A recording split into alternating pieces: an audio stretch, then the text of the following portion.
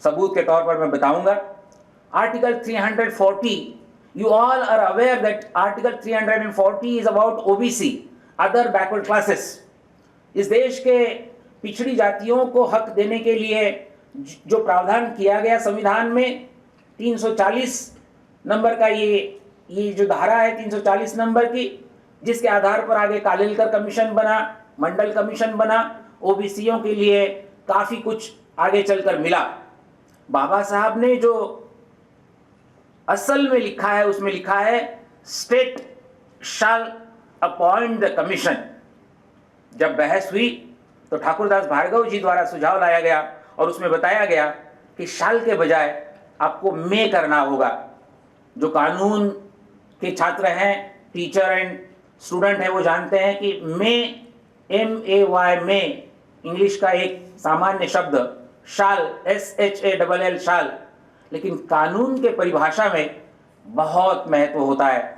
मे का मतलब होता है कि सरकार चाहे तो कर सकती है, नहीं करना है तो नहीं भी कर सकती है, लेकिन शाल का मतलब है मैंडेटरी, कंपलसरी, सरकार को करना ही पड़ेगा।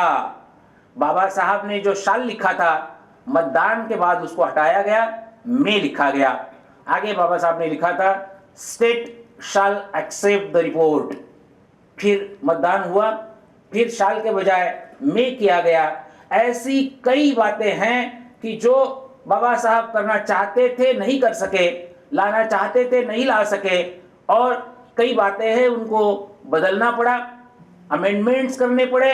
ये मैं इसलिए आपको बताना चाहता हूं कि बाबा साहब ने हम सब पर एक उपकार किया है, और वो ये है, गोलकनाथ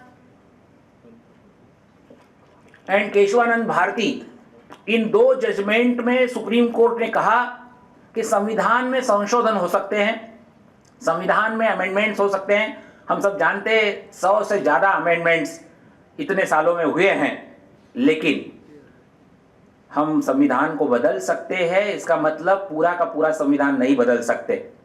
सुप्रीम कोर्ट ने कहा basic structure of the constitution, संविधान का मूल ढांचा जो है वो नहीं बदला जा सकता। संविधान में बदल हो सकता है, संशोधन हो सकता है, अमेंडमेंट हो सकता है, लेकिन बेसिक स्ट्रक्चर जो है वो नहीं बदला जा सकता। क्या क्या आता है बेसिक स्ट्रक्चर में? नंबर 1, जो प्रिएम्बल हमने अभी पढ़ा वो बेसिक स्ट्रक्चर का हिस्सा है। दूसरा, सुप्रीम कोर्ट द्वारा बताया गया कि संविधान सुप्रीम है, जनता भी सॉवरिन एंड सुप्रीम है। तीसरा, डेमोक्रेसी, प्रजातंत्र, कोई भी चाहे तो इस संविधान में संशोधन करके प्रजातंत्र को नहीं हटा सकता है। प्रजातंत्र इस संविधान का जो हिस्सा है वो ऐसा हिस्सा है जिसको बदला नहीं जा सकता। ओके, एक 10 मिनट का ब्रेक। मैडम को भी हमें सुनना है और उनको दूसरी एक मीटिंग में जाना है। हम सब जानते हैं अधिवेशन चल रहा है दिल्ली में, और फिर भी मैडम यहाँ आई है। मैं उनको धन्यवाद देते हुए कहूँगा कि मैं मेरी बात उनके स्पीच के बाद कंटिन्यू रखूँगा। मिलते हैं एक ब्रेक के बाद।